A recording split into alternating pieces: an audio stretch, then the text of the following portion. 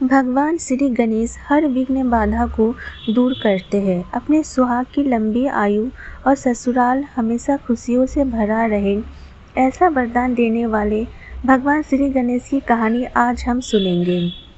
गणेश जी को विघ्नहर्ता कहा जाता है। गणपति पूजन से सुहाग की लंबी उम्र का भी आशीर्वाद मिलता है।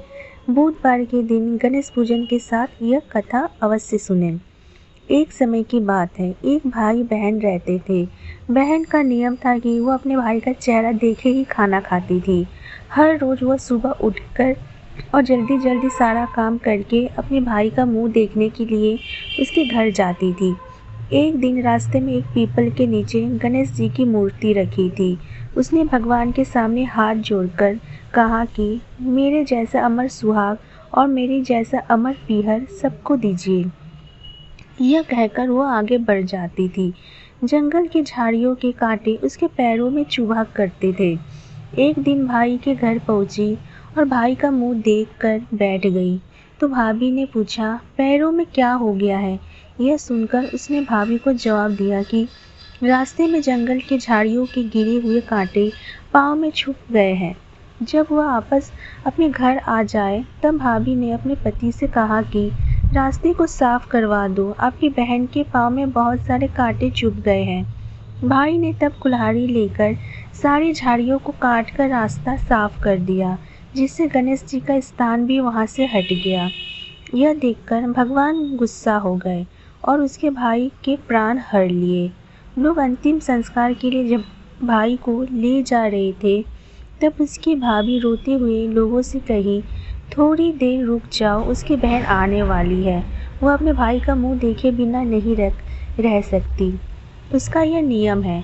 तब लोगों ने कहा, आज तो देख लेगी पर कल कैसे देखेगी। रोज दिन की तरह बहन अपने भाई का मुंह देखने के लिए जंगल में निकली। तब जंगल में उसने क्या देखा कि सारा रास्ता साफ किया हुआ है। जब वो आगे बढ़ी तो उसने देखा कि सिद्धि विनायक को भी वहां से हट दिया गया। तब उसने जाने से पहले गणेश जी को एक अच्छे स्थान पर रखकर उन्हें स्थान दिया और हाथ जोड़कर बोली, भगवान मेरे जैसा अमर सुहाग और मेरे जैसा अमर पीहर सबको देना। और फिर बोलकर आगे निकल गई।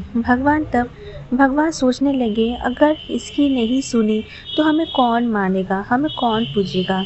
तब सिद्धि विनायक ने उसे आवाज़ दी, बेटी इस खिचड़ी की 7 पत्तियां लेकर जा और उसे कच्चे दूध में घोलकर भाई के ऊपर छींटा मार देना, वह उठकर बैठ जाएगा। यह सुनकर जब पीछे मुड़ी तो वहाँ कोई नहीं था। फिर वह यह सोचने लगी कि ठीक है, जैसा सुना वैसा कर लेती हूँ। फिर वह 7 खिचड़ी की पत्तियां लेकर अपने भाई के घर पहुंची। उसने देखा वहाँ कई लोग बैठे हुए हैं। भाभी बैठी रो रही और भाई की लाश रखी है।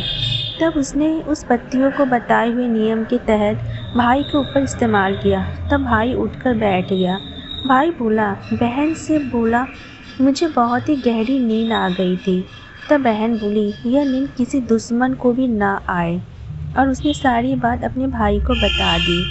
तो मान्यता के अनुसार ये है गणेश जी की चमत्कारी कहानी। तो दोस्तों, आज की यह कहानी आपको कैसी लगी मुझे कमेंट करके ज़रूर बताइएगा।